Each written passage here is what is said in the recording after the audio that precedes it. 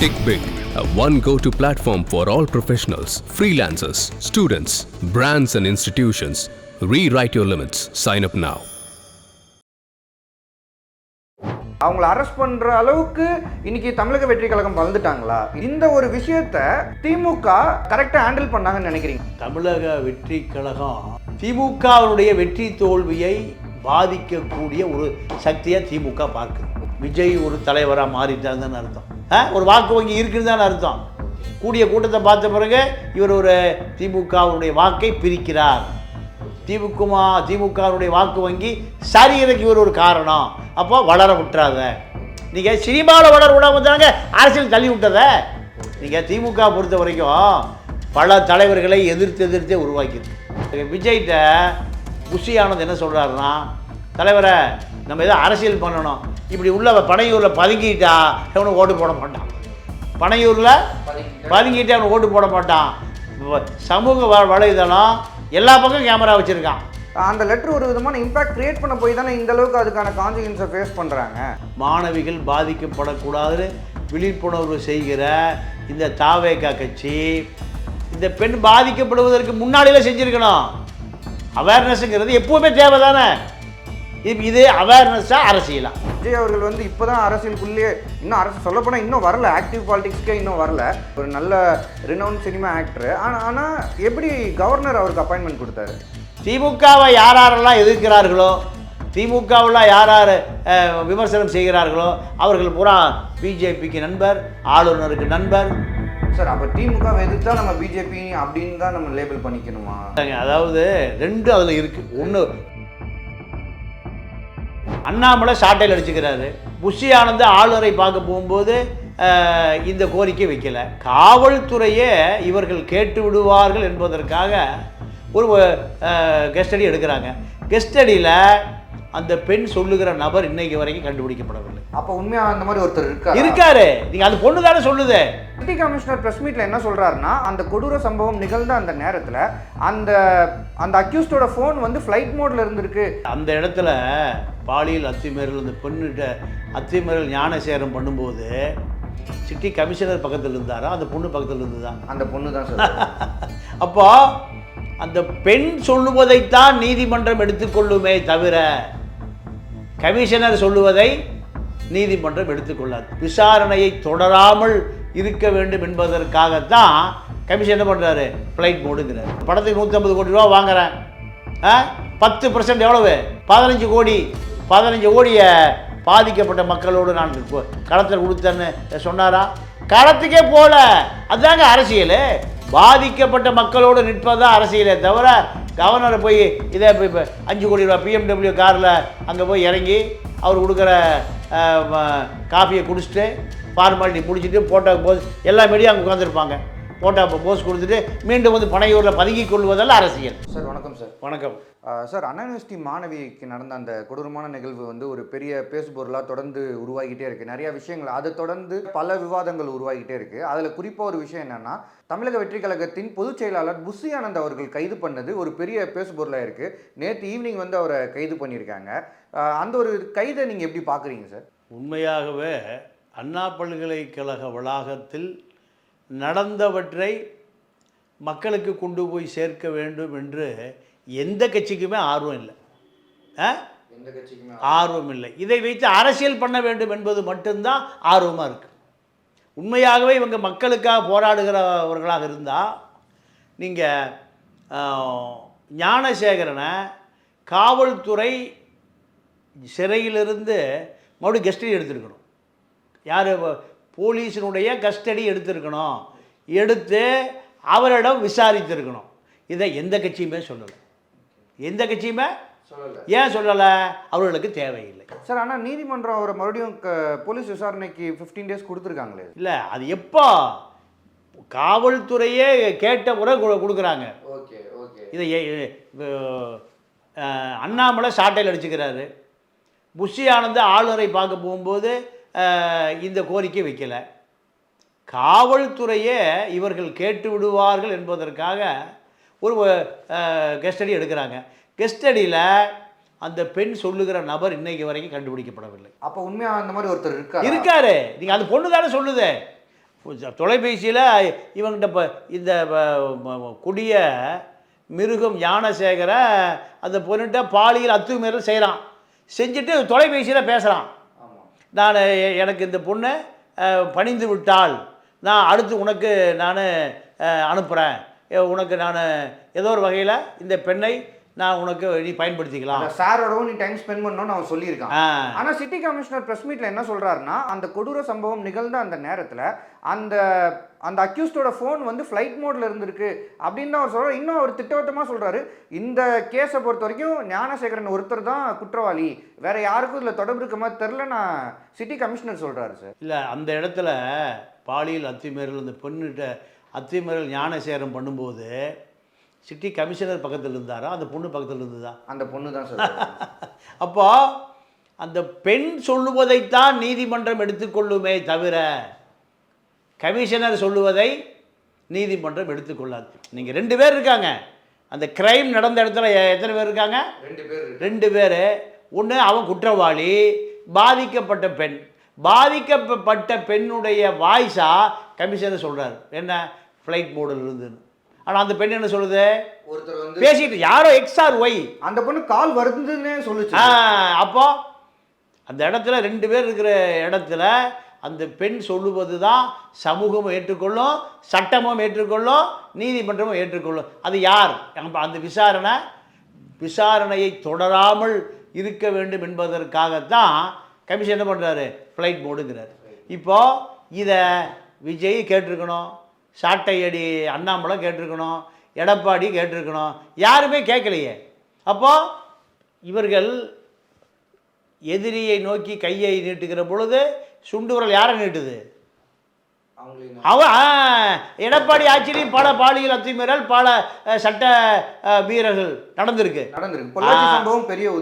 அப்போ இவர் எப்படி அழுத்தி கேட்க முடியும்? அவங்க என்ன கேட்பாங்க, பொள்ளாச்சி செய்திக்கு நீதி விசாரணை வச்சுக்கலாமா? இப்போ அந்த டிசி எங்கே இருக்கார்? அப்போ டிஎஸ்பியாக இருந்தவர் குளத்தூர் இருக்கார் பாண்டியராஜன். அவர் தான் அதிமுக அரசை காப்பாற்றியவர். ரகசியமாக பெண்கள் கொடுக்குற வாக்குமூலம் இருக்குல்ல, வாக்குமூலம் அந்த பெண்களை பூராமல் ப்ரெஸ்ஸு கொடுத்ததே யார்? இந்த டிசி பாண்டியராஜன் தான். அப்பயும் அந்த பிரச்சனை அப்பயுமே ப்ரெஸ் மீட்டில் பேர் சொன்னாங்களே. அப்போ எப்படி பாதிக்கப்பட்ட பெண்கள் தன்னுடைய எதிர்காலம், கல்யாணம் ஆகணும், வாழ்க்கை வேணும், எப்படி இப்போ மீடியாவுக்கு முன்னாடி நிற்பாங்க? அப்போ அந்த அறிவு வேண்டாமா? இதே தான் இப்போ நடக்குது. அப்போது எடப்பாடியும் கேட்க முடியாது, அண்ணாமலையே. ஏன்னா அண்ணாமலை வந்து ஏடிபி கூட்டணி அப்போ தானே இருந்தது. அதே போல் அண்ணா பல்கலை நேர் எதிராக தான் இருக்குது IITU. அங்கே ஃபாத்திமா லத்தீஃபான்னு ஒரு பெண் தூக்கில் தொங்கி செத்து போனாங்க. நடந்ததா? அப்போ அது யார், அது யார் கட்டுப்பாட்டில் இருக்காது? மத்திய அப்போ அண்ணாமலை அங்கே போயிருக்கணுமா இல்லையா? இறந்து போனவள் ஒரு சிறுபான்மை சமூகத்தை சேர்ந்த ஃபாத்திமா லத்தீஃபா. அவங்க அப்பா அடிச்சுக்கிறார் வந்து, என் பொண்ணு 10 மணிக்கு செத்து என்னோட பேசினாள், தைரியமான பொண்ணு, தற்கொலை செய்து கொள்ள மாட்டால் அடிச்சு சொன்னார். அதுவும் சென்னையில் இருக்க கல்லூரி சேஃபாக இருக்கும் தான் நாங்கள் இங்கே அனுப்பணும். அதுதான் மத்திய அரசு கல்லூரி, பெரிய பாதுகாப்பு மையமாக இருக்கும், யாரும் குற்றவாளி உள்ள நுழைஞ்சிட முடியாது, பல அடுக்கு பாதுகாப்பு. அது குறிப்பாக தமிழ்நாட்டில் இருக்குன்றதுனால ரொம்ப நம்பிக்கையா. தமிழர்கள் நல்லவருங்க, தமிழர்களை நம்பலாம். அந்த பொண்ணுக்கு சத்தீஸ்கரில் கிடச்சிது, அங்கே சேர்த்தாம எங்கே சேர்த்து இங்கே அப்போ அதுக்கு இன்றைக்கி வரைக்கும் நீதி விசாரணை இல்லையே. அப்போது எடப்பாடி அதை கேட்டால் முதலமைச்சர் ஸ்டாலினும் கமிஷனரும் எதை கேட்பாங்க? அதிமுக ஆட்சியில் நடந்த பாத்திமா லத்தீஃபா என்னாச்சு, பொள்ளாச்சி என்னாச்சு? அப்போது இவர்களால் மலிவான அரசியல் செய்ய முடிகிறதே தவிர நியாயம் கிடைப்பதற்கு வாய்ப்பு இல்லை. இதுதான் இப்போ அண்ணாமலைக்கு ஜோசியர் ஒருத்தர் சொன்னார், சித்தகுடி ஜோசியர் என்ன சொன்னார்னா, உன்னுடைய பதவி ஆண்டங்கண்டுட்டு இருக்கு, உன்னுடைய சிவகுமார் வீட்டில் 1000 கோடி ரூபா ரெய்டு நடக்குது, இதெல்லாம் தான் காப்பாற்றணும், காப்பாற்ற வேண்டும் என்றால் முருகனுடைய கோபம் மேலே பாஞ்சிருக்கு, முருகனுடைய கோபத்தை நீ தணிக்கணும்னா நீயே சாட்டையில் அடிச்சுக்கணும், செருப்பு போடக்கூடாது. இதுக்காக தான் அவர் நாடகம் போடுறார். எல்லா அரசியல் மலிவான அரசியல் தான். எடப்பாடி போய் ஏறி குதிக்கிறார், ஸ்டெர்லைட்டில் நியாயம் கிடச்சிருச்சா? அருகிலிருந்து சுடப்பட்டார்கள், 13 பேர் அருகிலிருந்து பார்த்து சுடப்பட்டார்கள். தூத்துக்குடி அரசு நிர்வாகத்தை லண்டனில் உட்கார்ந்துருக்கிற அனில் அகர்வால் கட்டுப்பாட்டில் எடுத்துக்கிட்டான். கலெக்டருக்கு முத நாளே தெரியும் எப்படி சுட்டு கொண்டுருவானுங்க எத்தனை பேருன்னு. கலெக்டர் அங்கேருந்து 60 கிலோமீட்டர் எப்போது வென்றான் போய் ஏழைகிட்ட மனு வாங்குறாரு. கலவரம் எங்கே நடக்குது? தூத்துக்குடியில். அரசு ஆம்புலன்ஸ் பூரா மறைக்கப்பட்டது, அரசு மருத்துவர் பூரா ஒழிக்கப்பட்டார். யார் செத்து எல்லாருமே மரணம் அடைஞ்சிடணும். 13 போராளிகள் இந்த போராட்டத்தை தன்னெழுச்சியாக போராடியவர்கள் அத்தனை பேரும் எங்கேருந்து முடிவு பண்ணுறான்? லண்டன்லேருந்து அனில் அகர்வால் முடிவு பண்ணுறான், வேதாந்த நிறுவனம். இப்போ அதுதான் மதுரையில் டங்ஸ்டனில் வேறு பேரில் வருது. இந்துஸ்தான் ப்ரைவேட் லிமிடெட் பேரில் வருது. அப்போது இவர்களால் இப்போ சரி அடுத்து வருவோம். யார்? நம்ம தளபதி விஜய். ஆமாம், விஜய் என்ன, விஜய்கிட்ட புஷி ஆனந்த் என்ன சொல்கிறாருன்னா, தலைவரை நம்ம எதோ அரசியல் பண்ணணும், இப்படி உள்ள பனையூரில் பதுங்கிட்டா அவனுக்கு ஓட்டு போட மாட்டான். பனையூரில் பதுங்கிட்டு அவனுக்கு ஓட்டு போட மாட்டான். சமூக வலைதளம் எல்லா பக்கம் கேமரா வச்சுருக்கான். பெஞ்சமின் புயலுக்கு நீ போகவே இல்லை, ஆனால் சார்ட்டர் ஃப்ளைட்டில் திரிஷாவோட கீர்த்தி சுரேஷ் கல்யாணத்துக்கு போனேன்னு போட்டு பிரித்து மேயறான். எதில்? சமூக வலைதளத்தில். எதாவது அரசியல் பண்ணணும், என்ன பண்ணலாம்? சரி, அண்ணா பல்கலைக்கழகத்துக்கு நியாயம் கேட்போம், உடனே ஆர்ப்பாட்டம் பண்ணுங்க, போராட்டம் பண்ணுங்க. இதுதான் யார் களத்தில் இறங்குனது? புஷி ஆனந்த் களத்தில் இறங்குனது. அப்போ போகும்போதே சொல்ல ஆளுநர்கிட்ட போய் புகார் கொடுப்போம். ஆளுநர்கிட்ட புகார் கொடுத்தா தான் செய்தியாகும். நீங்கள் அரசியல் பண்ணீங்கன்னு தெரியும். ஆளுநர் புகார் கொடுக்கும்போது இப்போ பெஞ்சமின் புயலுக்கு நிதி பத்தாதுன்னு திமுக ஆதரவாக மத்திய அரசு நிதி கொடுங்க, இதை ஆளுநர்கிட்ட போய் கொடுங்க. மத்திய அரசு அதனுடைய ரெப்ரசன்டேட்டிவ் யார்? ஆளுநர். அவர்கிட்ட போய் வேண்டுதல் கொடுங்க. ரெண்டும் ஆளுநர் சந்திச்சிங்கன்னா பெரிய செய்தியாயிரும். அப்போ இவர்களுக்கு உண்மையான நோக்கம் பாலியல் பாதிக்கப்பட்ட மாணவிக்கு நியாயம் கிடைக்கணுங்கிறதும் அல்ல சார். இல்லை சார், ஆனால் அந்த லெட்டர் எழுதுனது தான் சார் அது பெரிய பேசு பொருளாக இருக்குது. அதில் வந்து அந்த லெட்டர் ஒரு விதமான இம்பாக்ட் க்ரியேட் பண்ண போய் தானே இந்த அளவுக்கு அதுக்கான கான்சிக்வன்ஸை ஃபேஸ் பண்ணுறாங்க. இப்போ நேற்று அந்த லெட்டர் எழுதினாரு, அது பொது இடங்களில் போய் கொடுக்குறாங்க. குறிப்பாக வந்து தாவேக்காவோட பெண் நிர்வாகிகள் தொண்டர்களோடு சேர்ந்து போய் உமன்ஸ் காலேஜ் வெளியே நின்று அங்கே வரக்கூடிய மாணவிகள் கிட்ட கொடுத்துருக்காங்க. இது வந்து தமிழ்நாடு முழுக்க நடந்திருக்கு. கோவை, திருச்சி, மதுரைன்னு, சென்னை உட்பட இன்னும் பல இடங்களில் வந்து நடந்திருக்கு. ஸோ அதுதான் வந்து எங்களை வந்து தடுக்கிறாங்க. இப்போ தாவேக்கா தரப்பில் என்ன சொல்கிறாங்கன்னா, டிஎம்கே அரசு வந்து இதை வந்து தடுக்குது, நாங்கள் வந்து மக்களை போய் சந்தித்து மக்களுக்கு ஒரு விழிப்புணர்வு தான் ஏற்படுத்தும், அதை வந்து டிஎம்கே அரசு வந்து தடுக்குது அப்படின்னு சொல்கிறாங்களே சார். இல்லைங்க, இதில் பாதிக்கப்பட்ட மாணவி இது போன்று மாணவிகள் பாதிக்கப்படக்கூடாதுன்னு விழிப்புணர்வு செய்கிற இந்த தாவேக்கா கட்சி இந்த பெண் பாதிக்கப்படுவதற்கு முன்னாடியில் செஞ்சுருக்கணும். அவேர்னஸ்ங்கிறது எப்போவுமே தேவை தானே. இது அவேர்னஸாக அரசியலா? சார் அவர் தான் சொல்கிறாரு, பல வாட்டி நாங்கள் வந்து அரசுக்கிட்ட பேசி எந்த பிரயோஜனமே இல்லைன்றாரு. அப்போ அதனால அவரே களத்தில் இறங்கியிருக்காரு. இல்லை, நீங்கள் விஜய் வந்தாரா? இப்போ அதான பேசு பொருள். விஜய், அதாவது எடப்பாடி வந்தார் ஆர்ப்பாட்டத்துக்கு. யார் சாட்டையில் அடிக்கிறா? சவுக்கில் அடிக்கிறா? அப்போ ஏன் இதை விஜய் தான் செய்யணும்? விஜய் செய்ய மாட்டாரா? புஷி ஆனந்த் தான் செய்வாரா? இதுதான் பேசு பொருளாக மாறுது. இவர்களை பொறுத்த வரைக்கும் எல்லாருமே மலிவான அரசியல்வாதிகள் தான். மலிவான 3ஆம் தர அரசியலை மட்டுமே செய்யக்கூடிய நபர்கள். இதை நீங்கள் சீமானுக்கு அரசியல் பண்ணணும்னு ஆசைப்பட்டார், ரஜினி போய் சந்திச்சாரா? ஒரு 15 நாள் ரஜினி பேசு பொருளா? அப்போ இவர்களுக்கெல்லாம் இதுதான். அப்போ மக சண்டை. யார்? ராமதாஸ், அன்புமணியும். அது சொல்கிறார், எங்களுக்கு பெரிய விளம்பரம் கிடைச்சிது. யார் சொல்கிறா? அன்புமணி சொல்கிறார். அப்போது இவர்களுக்கு நோக்கம் பெரியதல்ல, மலிவான மலிவான விளம்பரம். அதான் விஜய் செய்கிறாரு. அப்பாவு மகனும் பொது மேடையில் சண்டை பிடிச்சதே ஒரு நாடகம். அடுத்த நாள் காலையில் பஞ்சாயத்து சரியாக போச்சு. நவம்பர் 5ஆம் தேதி செய்தி வருது, விஜய், திருமாவளவன், அர்ஜுன் ரெட்டி 3 பேர் சந்திப்பாங்கன்னு. ஒரு மாத காலம் அதான் அரசியலை, தமிழக அரசியலை திருப்பி போட்டது. அந்த புக் வெளியீட்டு விழா தான் ஒரு பெரிய பேசுபொருளாகவே இருந்தது. ஒரு மாதம் நீங்கள் ஒரு தின அதாவது ஒரு தின நாளிதழில் வருது ஒரு செய்தி, தின சரியில் ஒரு செய்தி வருது. ஒரு மாத காலம் பரபரப்பாக இருந்தது. திருமா வருவாரா, விஜய் வருவாரா, அர்ஜுன் ரெட்டி வருவாரா, நீக்குவாரா, தேப். அப்போ இவர்களுக்கெல்லாம் இதுதான் மக்கள்கிட்ட செய்தியை தவிர நீங்கள் வெள்ள நிவாரணம், 10 கோடி கொண்டு கொடுத்தேன். ஒரு படத்துக்கு 150 கோடி ரூபா வாங்குறேன். 10% எவ்வளவு? 15 கோடி.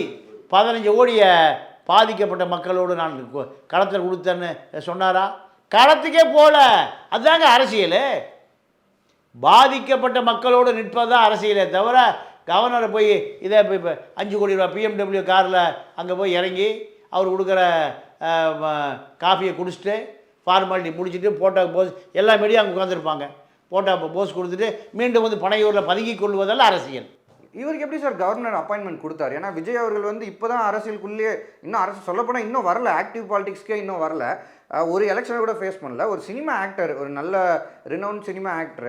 ஆனால் எப்படி கவர்னர் அவருக்கு அப்பாயின்மெண்ட் கொடுத்தாரு? ஆளுநரை பொறுத்தவரை தமிழ்நாட்டு அரசியலை உன்னிப்பாக பார்க்குறாரு. திமுகவுக்கு அவர் வந்து ஜென்ம வைரி. திமுகவை யாரெல்லாம் எதிர்க்கிறார்களோ, திமுகவில் யார் விமர்சனம் செய்கிறார்களோ அவர்கள் பூரா பிஜேபிக்கு நண்பர், ஆளுநருக்கு நண்பர். அதன் அடிப்படையில் கேட்டோன்னே அப்பாயின்மெண்ட் கொடுத்துட்டார். திமுகவை எதிர்க்கக்கூடிய யாராக இருந்தாலும் சரி. ஏன் சவுக்கு சங்கரை போய் பார்க்கலையா?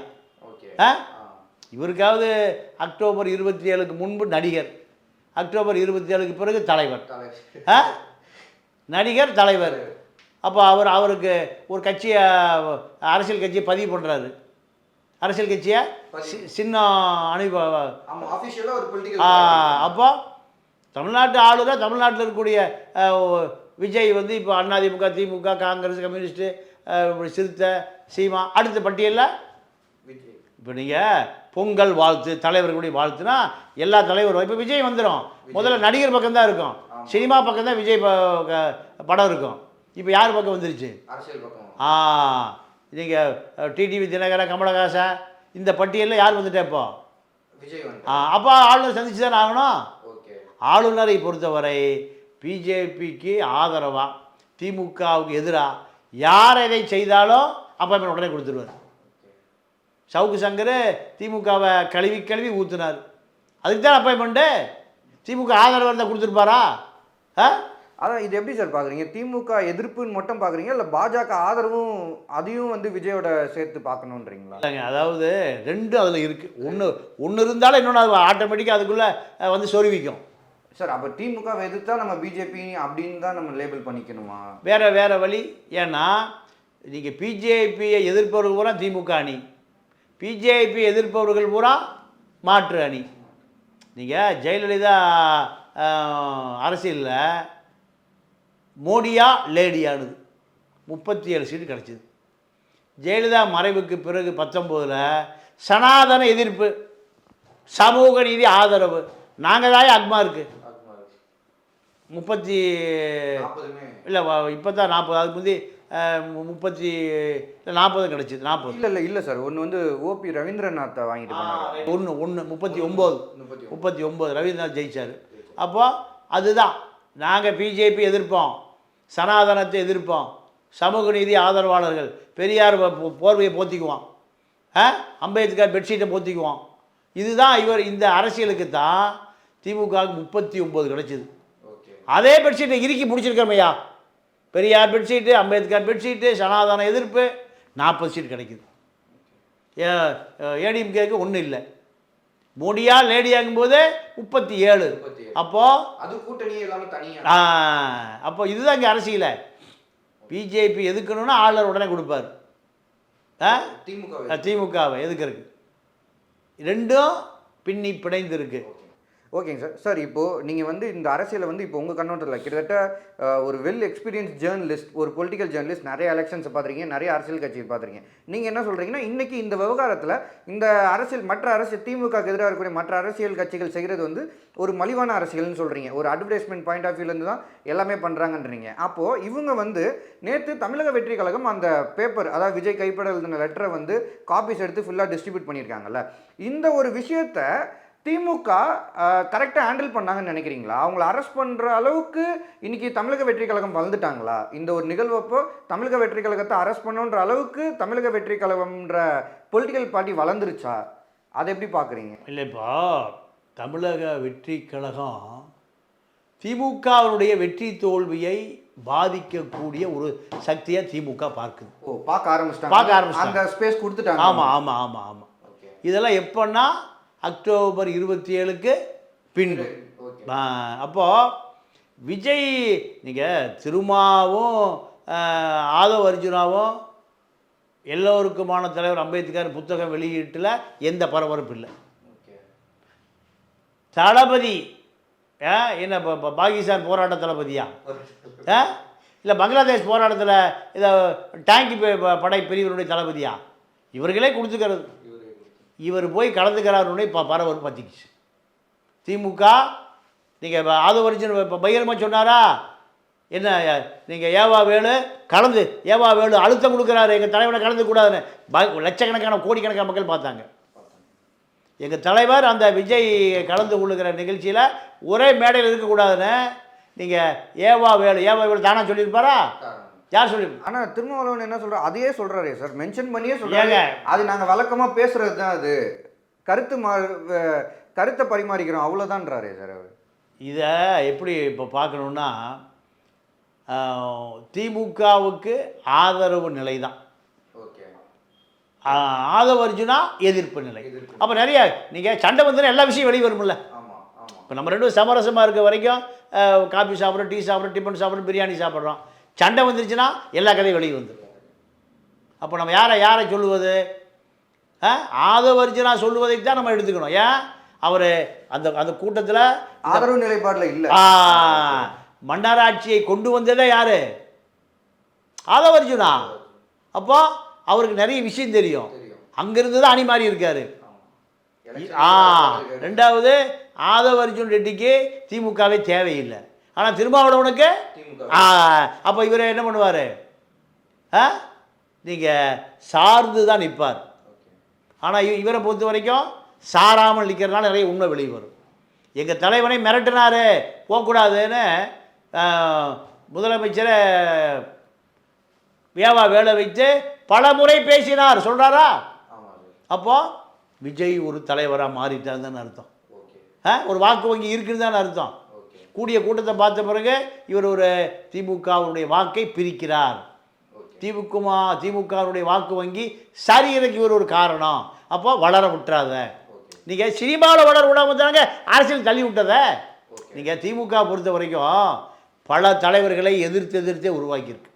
அதுதான் கேட்குறேன். எம்ஜிஆர் உருவாக்கி திமுக எதிர்க்க மாட்டாங்க இல்லைங்க. அதாவது திமுக எம்ஜிஆரை வெளியில் அனுப்புது, அவர் கட்சி தலைவர் ஆகிட்டார். அப்புறம் வைகோ வெளியே அனுப்புது, வைகோ ஒரு கட்சி தலைவர் ஆனார். விஜயகாந்த் எதுக்குறாங்க, அவர் ஒரு கட்சி தலைவர் ஆனார். இப்போ விஜய். திமுக தான் எதிர்கட்சிகளை எதிரி கட்சி ஆக்குது. அப்போ திமுகனுடைய ஒரு தொலை தூர பார்வை என்பது திமுக தவிர எந்த கட்சியும் இருக்கக்கூடாது. திமுக தவிர எந்த கட்சியுமே தன்னுடைய வாக்கு வங்கி என்பது தன்னிடம் மட்டுமே இருக்கணும். வருகிற கூட்டணி கட்சிகள் தன்னோடு இருக்கணும். ஆட்சி அதிகாரம் என்பது தன்னை தவிர யாரும் போயிடக்கூடாது. அதிமுகவை பலவீனப்படுத்தி கொண்டே இருந்தால் அதிகாரத்துக்கு வந்துடலாம். இதுதான் திமுகவுடைய ஃபார்முலா. இதைத்தான் இப்போ விஜய் என்ன பண்ணுறாருன்னா, திமுக கூட்டணி பலவீனப்படுத்தணும்னா நம்ம அதிமுக கூட்டணியோடு சேரணும். அதற்கான பேச்சுவார்த்தை நடக்கிறது தான் திமுக ஸ்மெல் பண்ணிவிட்டு விஜய் நீங்கள் நோட்டீஸ் கொடுத்தாலும் சரி, கூட்டம் போட்டாலும் சரி, எது செய்தாலும் அவரை பலவீனப்படுத்துவதன் மூலம்தான் திமுகவுடைய வெற்றியை, கூட்டணியை, கட்சிகளை பலப்படுத்த முடியும்னு திமுக தீர்க்கமாக இருக்குது சார். ஆனால் நேற்று நடந்த விஷயத்தை பார்த்தீங்கன்னா, நேற்று அந்த நோட்டீஸ் விவகாரம் வர்றதுக்கு முன்னாடி வரைக்குமே பெரிய ஒரு கோபம் இருந்தது சார். அதாவது ஒரு மாணவி பாதிக்கப்பட்ட விவகாரத்திலே களத்தில் இறங்கி போராட மாட்டாரு, கேள்வி கேட்க மாட்டாரு, சும்மா பேருக்குன்னு ஒரு அறிக்கை விடுறாரு அப்படின்னாங்க. ஆனால் நேற்று பார்த்தீங்கன்னா புஷியானந்த் கைது இந்த இந்த லெட்டரை வந்து ரொட்டேட் பண்ணது இதெல்லாம் வந்து எப்படின்னா எல்லா சேனல்லையுமே லைவ் ஓடிட்டு இருந்தது. ஸோ இப்போ நீங்கள் ஆனால் உங்கள் பாயிண்ட் ஆஃப் வியூவில் நீங்கள் என்ன சொல்கிறீங்க, இவங்க மலிவான அரசியல்ன்றீங்க. ஆனால் நேற்று நடந்த விவகாரம், புஷியானந்த் கைது, விஜய் அதுக்கப்புறம் பேசினது, எல்லா சேனல்லையும் லைவ் போனது, இதெல்லாம் வந்து மக்கள் மத்தியில் என்ன மாதிரியான ஒரு இம்பேக்டை கிரியேட் பண்ணியிருக்குன்னு நினைக்கிறீங்க? இல்லை, அதாவது தமிழ்நாட்டு மக்களை பொறுத்த வரைக்கும் முழுமையான அரசியல் யாருமே செய்யலை. இந்த அரசியலில் பழக்கப்பட்ட மக்கள். அதனால் இந்த மக்களுடைய நன்மதிப்பை பெற்றுவிடலாம் விஜய் நினைக்கிறார். வாய்ப்பே இல்லை. வாய்ப்பே இது வந்து விஜய்க்கு வந்து மிகப்பெரிய பலவீனம் தான். நீங்கள் அந்த பெஞ்சமின் புயலுக்கு போயிருக்கணும். ஒரு குறைஞ்சது ஒரு 2-3 கோடி ரூபா பொருள்களையாவது அவர் இலவசமாக கொடுத்துருக்கணும். அதுலேயே பேர் கேட்டுருச்சு சார். ஏன்னா ஒர்க் ஃப்ரம் ஹோம் அரசியல் பண்ணுறாரான்றது அங்கேயே அங்கே தான் ஆரம்பிச்சது. பனையூரில் பதுங்கி இருக்கிறாருன்னு தான் மக்கள் நினைக்கிறான். நீங்கள் பதுங்கி இருந்தாலும் பரவாயில்ல, கோவா கல்யாணத்துக்கு போகிறாருன்னு மக்கள் பார்க்குறான். அப்போது விஜய்யுடைய அரசியல் பலவீனமாக போகுதுங்கிறத புஷி ஆனந்த் விஜய்க்கு சொல்கிறாரு. சொன்ன பிறகு தான் மீண்டும் களத்தில் இறக்குறாங்க. இதெல்லாமே செயற்கையான அரசியல் தானே. இயற்கையான அரசியல்லாம் வெள்ளம் வரதுக்கு முந்தைய அங்கே நின்று இருப்பார். மக்களோட மக்களாக எம்ஜிஆர் பார்த்தீங்கன்னா வேட்டி மடிச்சு கட்டி நிற்பார். அதுதான் அரசியல். பரங்கிமலையில் முதல் தடவை தேர்தல் நிற்கிறாரு. பரங்கிமலை பூரா வெள்ளை காடாக இருந்தது. வேட்டியை மடித்து கட்டிட்டு அங்கே நிற்கிற போட்டோ இன்னும் பார்க்கலாம். வெள்ளம் வர்றதுக்கு முந்தைய அவர் நிற்கிறாரு. அதிகாரிகள் கூப்பிட்டு வேலை வாங்குறாரு. இங்கே பள்ளம் தோண்டுங்க, அங்கே சாக்கடையை வெட்டுங்க, இந்த குழியை போடுங்க, குழாயை உடைச்சி விடுங்க, அடைச்சிக்கிச்சு சித்தம், இப்படி நின்றவர் தான் எம்ஜிஆர். இப்போ அதை மக்கள் எதிர்பார்க்குறான். அதுபோல் விஜய் இல்லை.